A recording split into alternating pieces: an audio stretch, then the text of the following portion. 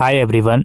दोस्तों, आज की इस वीडियो में हम बात करने वाले हैं एमकॉम एडमिशन 2025 के बारे में दिल्ली यूनिवर्सिटी के। ये वीडियो एसओएल और रेगुलर दोनों के लिए रहने वाली है। पूरी वीडियो देखोगे तो ही आपके डाउट्स क्लियर होंगे किस तरीके से इसमें एडमिशन चलेगा और क्या प्रोसेस और क्या डॉक्यूमेंटेशन लगने वाला है। तो सबसे पहले हम एलिजिबिलिटी क्राइटेरिया की बात करेंगे। एमकॉम में एडमिशन के जो एलिजिबिलिटी क्राइटेरिया है वो कुछ इस प्रकार है। अगर आपके पास इन सभी फील्ड में ग्रेजुएशन की डिग्री है, इनमें से किसी भी फील्ड में, जैसे बीकॉम और बीकॉम ऑनर्स हो गया, या बैचलर डिग्री कॉमर्स में हो गई, मैनेजमेंट स्टडीज़ में हो गई, बीबीए हो गया, इन सभी स्ट्रीम में से किसी में भी आपके पास बैचलर डिग्री है तो आप एमकॉम करने के लिए एलिजिबल हो।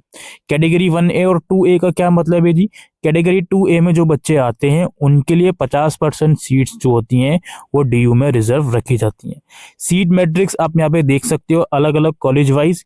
ठीक है, ये कॉलेज किस तरीके से अलॉट होता है पूरी वीडियो देखते रहो, आपको पता चल जाएगा। तो यहाँ पे आप लोग देख सकते हो कितनी सीट्स यहाँ पे अवेलेबल हैं कैटेगरीज के अकॉर्डिंग। एमकॉम में एडमिशन के लिए सीयूटी का जो पेपर कोड रहने वाला है वो रहने वाला है COQ P08।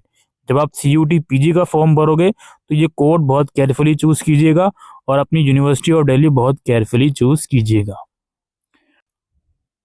आइए पहले समझते हैं इसका एडमिशन प्रोसेस, उसके बाद हम और भी काउंसलिंग वगैरह और बाकी चीज़ों की भी बात करेंगे। DU एमकॉम का एडमिशन प्रोसेस कुछ इस प्रकार है। सबसे पहला स्टेप आपका है, आपको CUT PG का फॉर्म भरना है जिसकी लास्ट डेट 1 फरवरी है। इस फॉर्म की फीस 1400 रुपये रहेगी जनरल कैटेगरी की, और बाकी जो रिजर्व कैटेगरी हैं उनकी फीस थोड़ा सा कम रहेगी। फॉर्म के अंदर पेपर कोड और अपनी यूनिवर्सिटी बहुत केयरफुली चूज करें। पेपर कोड की जानकारी अभी कुछ मिनट्स पहले ही मैं दे चुका हूँ। CUT PG के फॉर्म में जो डॉक्यूमेंट्स लगेंगे, जनरली फोटोग्राफ और सिग्नेचर आपसे मांगा जाएगा। और CUT PG का जो एग्ज़ाम रहने वाला है वो 13 मार्च से 31 मार्च के बीच कंडक्ट होगा। एग्ज़ाम से कुछ दिन पहले आपके हॉल टिकट आ जाएगा, कहाँ पर आपका एग्ज़ाम है, एक्चुअल किस डेट को है, वो सब चीज़ें हॉल टिकट में क्लियर हो जाएंगी। CUT PG का जो रिजल्ट है मोस्ट लाइकली अप्रैल के एंड तक आपको देखने को मिल जाएगा, और उसके बाद फिर शुरुआत होता है काउंसलिंग का फॉर्म। जी हाँ, जब आपका CUT PG का रिजल्ट आ जाएगा देन दिल्ली यूनिवर्सिटी जो है अपना CSAS PG का फॉर्म रिलीज करेगी। जो भी बच्चा रेगुलर में एडमिशन के लिए इंटरेस्टेड है वो इस CSAS PG वाले फॉर्म को भरेगा। इसमें अपनी personal detail, academic detail, CUT का स्कोर कार्ड देगा, प्रेफरेंस देगा।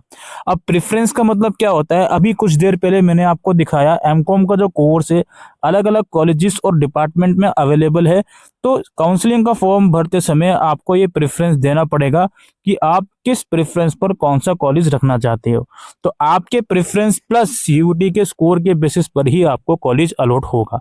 हालांकि कॉलेजेस सिर्फ नाम के लिए अलॉट होते हैं, क्लासेस सभी बच्चों की डिपार्टमेंट ऑफ कॉमर्स में ही लगती हैं।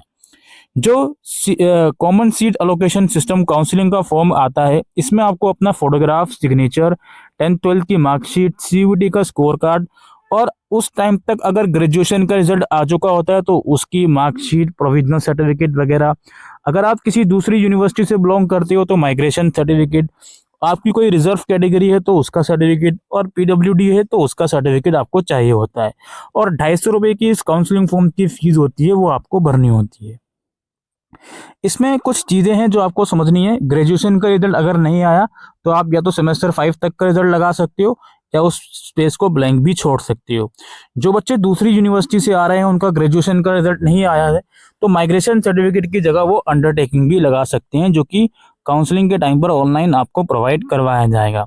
जो भी बच्चे OBC या EWS कैटेगरी से आ रहे हैं वो इस चीज़ को ध्यान रखें, उनका डॉक्यूमेंट 31 मार्च 2025 के बाद का होना चाहिए। यहाँ पर एक इम्पोर्टेंट नोट है SOL कैंडिडेट्स के लिए।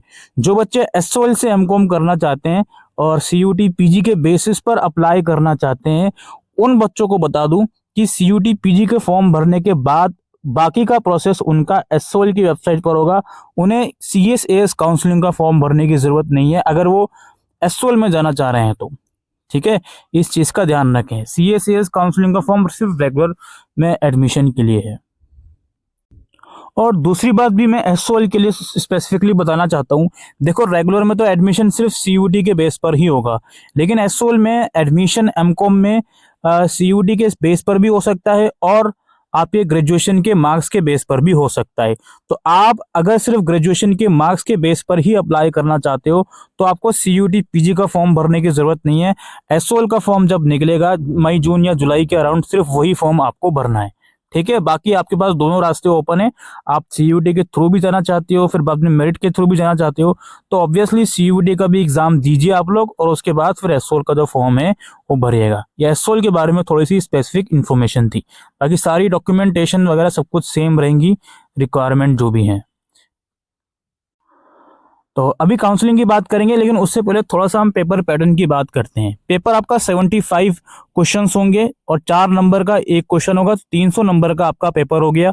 इसमें -1 नेगेटिव मार्किंग होगी।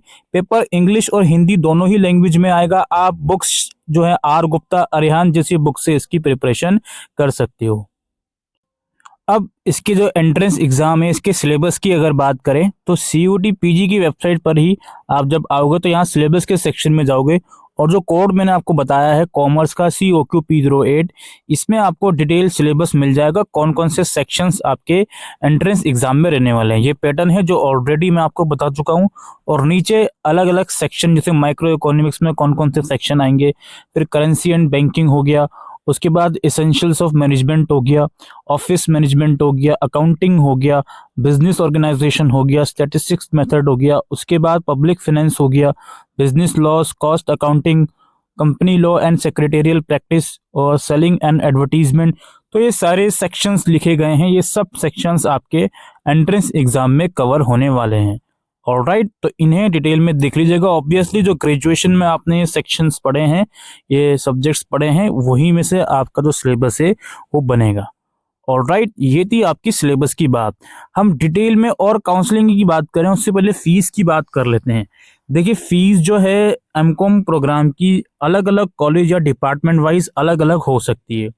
अगर SOL की संदर्भ में बात करें, फीस लगभग 9 से 9,500 रुपये एक साल की होगी। ठीक है, वहीं अगर आपका एडमिशन रेगुलर कॉलेजेस में होता है तो फीस वेरी कर सकती है कॉलेज वाइज। कुछ कुछ कॉलेजेस हैं जिनकी फीस हो सकता है थोड़ी कम हो, 8-9 हज़ार हो। कुछ कुछ कॉलेजेस हैं जिनकी फीस 15-16 हज़ार एनुअली हो सकती है। ठीक है, कुल मिलाकर इतना कह सकता हूँ 40 हज़ार या उससे कम के अंदर आपका MCOM का कोर्स हो जाएगा DU से, और कम में आपका हो जाएगा पूरे 2 साल में। ठीक है, बाकी हॉस्टल वगैरह अगर आप लेते हो, आप दूसरे स्टेट से आ रहे हो, तो वो हॉस्टल का जो भी अकोमोडेशन का खर्चा होता है वो अलग से होता है। तो अब हम बात करते हैं थोड़ा काउंसलिंग की। देखिए, अभी हमने कुछ मिनट्स पहले आपको वीडियो में बताया था कि आपको CUET PG का फॉर्म भरना है, फिर उसका रिजल्ट आने के बाद DU का काउंसलिंग फॉर्म भर देना है। नाउ DU के काउंसलिंग फॉर्म भरने के बाद आपकी एक्चुअल काउंसलिंग स्टार्ट होगी, जो कि ऑनलाइन होगी। किसी भी राउंड में आपको MCOM प्रोग्राम में कोई भी सीट अलॉट होती है। याद रखिए, ये रेगुलर कॉलेजेस की काउंसलिंग की बात हो रही है। SOL की कोई स्पेसिफिक काउंसलिंग नहीं होती, उसमें सिर्फ मेरिट लिस्ट आती है बाद में कि आपका नाम आया या नहीं। नाम आया तो आपको SOL की साइट पर ही जाकर उसमें फीस पेमेंट कर देनी होती है। नाउ रेगुलर की जहाँ तक बात है, इसमें किसी भी राउंड में आपको कोई सीट अलॉट होती है तो पहले तो आप उसी DU के काउंसलिंग पोर्टल से लॉगिन करोगे और चेक करोगे कि आपको सीट अलॉट हुई है या नहीं। अगर होती है तो उसे आप एक्सेप्ट करोगे, देन उसमें अप्रूवल लेगा कॉलेज वाले। अप्रूवल के बाद उसी पोर्टल से आप फीस पेमेंट कर दोगे और प्रोविजनली आपका जो एडमिशन है वो कंफर्म हो जाएगा। और जब कॉलेज या डिपार्टमेंट ओपन होंगे तो जो भी फिजिकल डॉक्यूमेंट मैंने आपको इस वीडियो में बताए हैं अभी काउंसलिंग के टाइम पे जो लगते हैं, वो सारे डॉक्यूमेंट आपको दिखाने पड़ेंगे फिजिकल वेरिफिकेशन के लिए। ये काउंसलिंग का प्रोसेस है।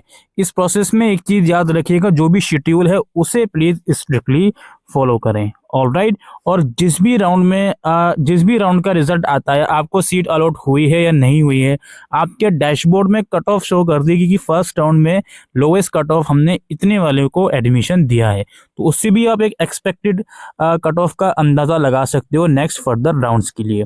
बाकी अगर आप अपग्रेड करते हो नेक्स्ट राउंड में तो उसका भी ऑप्शन आपको फीस पेमेंट के बाद इसी राउंड में दिया जाएगा। ऑलराइट, नाउ दोस्तों, एक कॉमन मिस्टेक्स जो हैं जो स्टूडेंट करते हैं, जो अवॉइड करनी चाहिए आप लोगों को, ये एक और सेक्शन हमने ऐड करा है रिसेंटली। इसमें कुछ चीज़ें हैं जो आप अपनी स्क्रीन के ऊपर देख रहे हो। जैसे भाई CUT का पेपर कोड एकदम सही सेलेक्ट करना, फॉर्म भरते समय गलत कोड मत सेलेक्ट करना। CUT PG का फॉर्म कैसे भरना है उस वीडियो का लिंक डिस्क्रिप्शन में है। उस फॉर्म में यूनिवर्सिटी ऑफ दिल्ली सेलेक्ट करना मत भूलना। CUT PG के फॉर्म में जो भी आप अपना email, photograph, signature, mobile number दोगे, ये आगे जाके DU के काउंसलिंग फॉर्म से इंटरलिंक हो जाएंगे। तो जो भी चीजें आप प्रोवाइड कर रहे हो, मेक श्योर कि ये चीजें एक्टिव रहें, मोबाइल नंबर और फोन नंबर आगे बंद ना हो, ताकि आपको काउंसलिंग के टाइम पर कोई दिक्कत ना आए। इसके अलावा दोस्तों, आप रेगुलर में अगर एडमिशन चाह रहे हो तो CUT PG के रिजल्ट के बाद काउंसलिंग फॉर्म जरूर भरें। काउंसलिंग फॉर्म भरना ना भूलें। कभी काउंसलिंग फॉर्म निकल जाए, उसके बाद आपको याद आ रहा हो कि भाई इस CUT स्कोर कार्ड को लेकर हम कहाँ जाएं, इस चीज का ध्यान रखें। CUT PG के फॉर्म में जो प्रोग्राम का प्रेफरेंस या कॉलेजेस का प्रेफरेंस है वो बहुत केयरफुली भरें। उसके प्रेफरेंस प्लस स्कोर के बेस पर ही आपको सीट अलॉट होगी। इसके अलावा कोई भी शेड्यूल निकलता है किसी भी चीज का, DU के काउंसलिंग का, CSS पोर्टल के भरने की लास्ट डेट का, SOL की वेबसाइट पर SOL की मेरिट लिस्ट का लास्ट डेट का, उन शेड्यूल को स्ट्रिक्टली फॉलो करें। प्लीज इन चीजों को ध्यान रखें। और कोई भी पेमेंट आप कर रहे हो, CUT PG फॉर्म की पेमेंट या काउंसलिंग फॉर्म की पेमेंट या इवन एडमिशन फीस की पेमेंट करने के बाद अपनी फी रिसीप्ट आप अपने पास रखो, ताकि इन फ्यूचर आप ये ना कहो कि यार पेमेंट करी थी, फेलर हो गया, मुझे पता नहीं लगा। तो पेमेंट करने के बाद एक्नॉलेजमेंट स्लिप भी आपको अपने पास रखनी है। तो ये कुछ कॉमन मिस्टेक्स थी जो आपको अवॉइड करनी है, और ये फुल फ्लेज कंप्लीट प्रोसेस था दिल्ली यूनिवर्सिटी में MCOM एडमिशन 2025 का। Thank you.